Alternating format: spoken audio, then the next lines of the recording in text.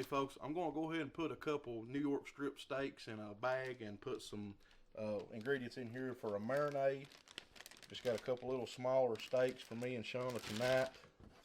I'll show you what I'm going to use here. I've got some Dale's. If you've used that before, this is pretty good stuff. It's pretty salty, so just keep that in mind when you're seasoning the steak later. I'm just going to pour a little bit in there. I'm not going to get too crazy on the measurements here. I kind of eyeball some of this stuff. I've got a little extra virgin olive oil. You can also use vegetable oil, and I've got a little bit of Worcestershire sauce. I'm going to go in just maybe about this much, and then I'm also going to use a little bit of minced garlic. If you've got some fresh garlic, it would probably be even better, but I've got this stuff out of the refrigerator that'll work.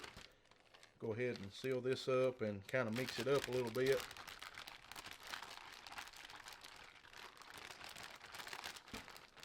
Alright, so I'll put this in the refrigerator and let it marinate for about an hour. So the next thing we've got here is some good sized russet potatoes, and all I'm going to do to these for right now is drizzle just a little bit of olive oil on here and rub this all over them, and then I'll sprinkle a little salt, and I'm going to bake these directly on the oven rack. And once they get done, there's going to be another step. I'm going to pull them out, and we'll take the inside out and mix some other ingredients in there and put it back inside of them and put them back in the oven. These are called twice baked potatoes. You may have seen somebody doing them on TikTok or on YouTube or somewhere. They're pretty good. Rub a little salt.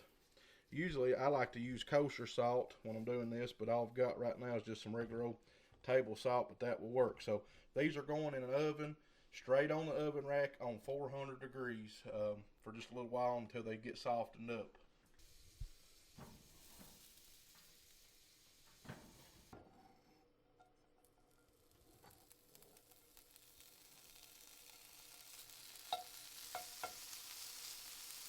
Alright folks, now we're just cooking a little bacon, and this is actually bacon that come from some hogs that we raised here on the farm, so that's going to make it even better.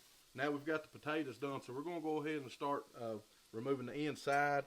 I opened them up with a knife just so they could cool a little bit so I could handle them. I'll just scrape this out best I can with a spoon, and once that bacon finishes cooking, we'll mix all of our ingredients together in this bowl. So now the bacon's done, I'm just going to dump that in here in the potatoes. And we've got a couple other ingredients. We've got some Colby Jack cheese that we had, and we actually just chopped this up. This was actually some slices, so rather than grating it, we just chopped it up into small pieces. And we've got a little butter in there too, so we'll mix that in. I'm going to go in with a pretty good heaping spoonful or two of sour cream. About that much. And then I'm going to do a little bit of salt.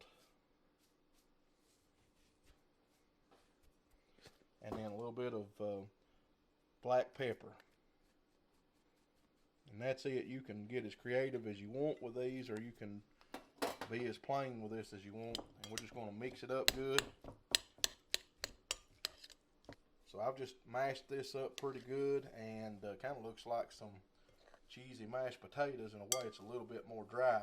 But like I said, you can go as crazy with this as you want. We're just kind of sticking with some simple classic ingredients for this tonight. Only thing we don't have is some green onions. We didn't have any, so we don't have those tonight. But now what I'll do is I'll just spoon this back into the skins, and then these will go back into the oven for a few minutes.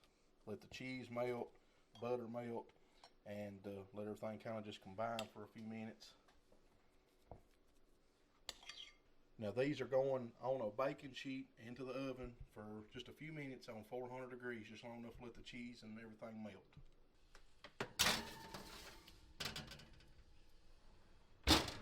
Alright folks, I went ahead and took the steaks out of the refrigerator, and they've been in there for way over an hour. And all I'm going to do is hit these with some coarse black pepper, and I don't think I'm even going to use any salt right now because that Dale seasoning is pretty salty, and I think they'll be good enough. So I'll just flip them over and do the same thing on the other side. I did kind of pat these dry, got most of the excess marinade off of them, and I got a skillet getting hot, and these are ready to go. All right, we just wiped out the skillet that I used for the bacon and put a little olive oil in it. Let it getting hot. We'll go ahead and place these in here and let them start cooking. So we've got this finished, and I'm going to go ahead and take a little bite of it here.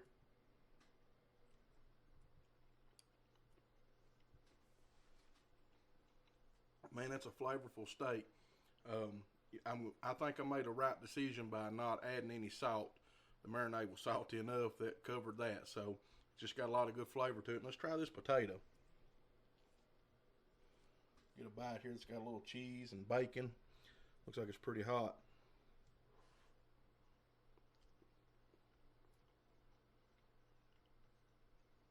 It's kind of like mashed potatoes and a baked potato and loaded potatoes all in one. So this is a good little supper for a weeknight. Just takes an hour or so to marinate the steak and work on the potatoes. If you can work that out, perfect.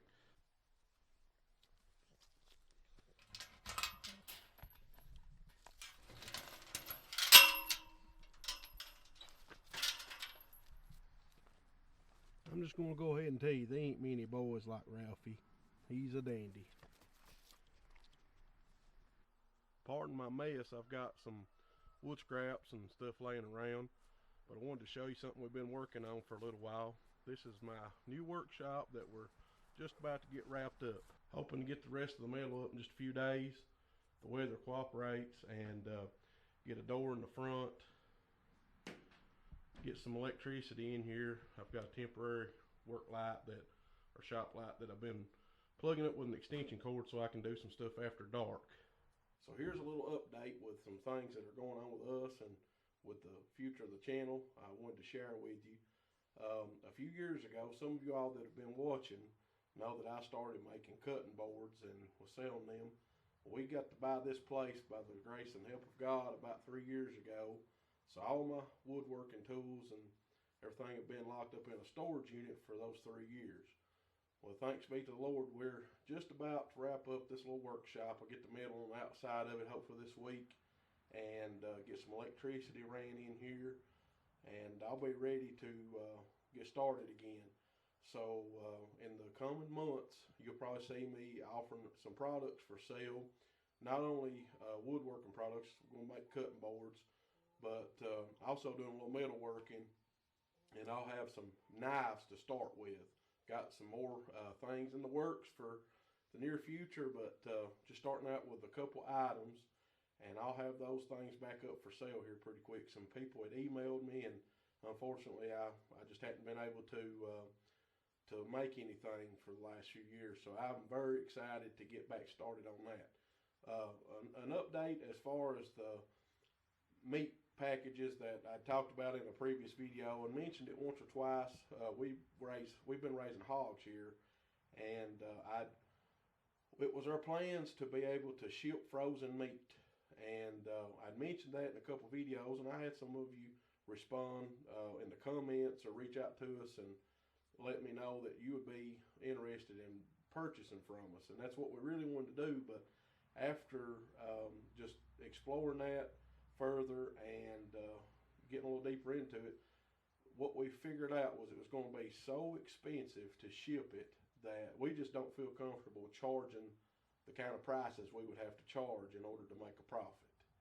So we've kind of tabled that. We've sold meat locally here for, I guess, a couple years now, and we actually we sold the last 4 hogs that we had here a few weeks ago. We actually sold those live, and did halves and wholes, and we kept one for us and put in the freezer. And we're out of hogs right now. We probably won't fool with any more until next year, maybe in 25. We'll see what we're going to do on that. But like I said, we've tabled that idea. We'll probably continue to food with livestock and do a little light farming here, but it'll mostly be for local sale, unfortunately. So we're not going to be able to do that. I just can't charge you guys that much. But I will have cutting boards, knives, and there's going to be some more. Really, I've got to buy some more equipment, and there'll be some things that I'm excited to bring in the next year or two. This is going to be a little woodworking and metalworking shop. I am going to do an addition, a lean-to on the south side of it probably in the spring. The goal is those just get this main 20 by 20 structure here finished and enclosed and get in here and get to work before we get too deep into the winter. So hopefully in the next couple weeks or so. With all that being said, I really want to thank you all for following along, watching. I know I don't put out videos as often as I'd like due to my work schedule and just other things in life, but hopefully I'll do better going forward. Thanks to the ones of you though that hang in there and watch, and some of you, sometimes I slack pretty bad, and some of you still show up in the comments, and man, you don't know what that means to me. So thank you all, and if you get to see this before Thanksgiving, I hope you have a wonderful Thanksgiving. And I know so many of you, especially in the South, were affected by the hurricanes. You all are in our prayers. I know some of you still recovering from that, and we sure do appreciate you all watching, and just want you to know that you're in our thoughts and in our prayers too. So you all have a wonderful day. God bless you, and I'll catch you in the next video.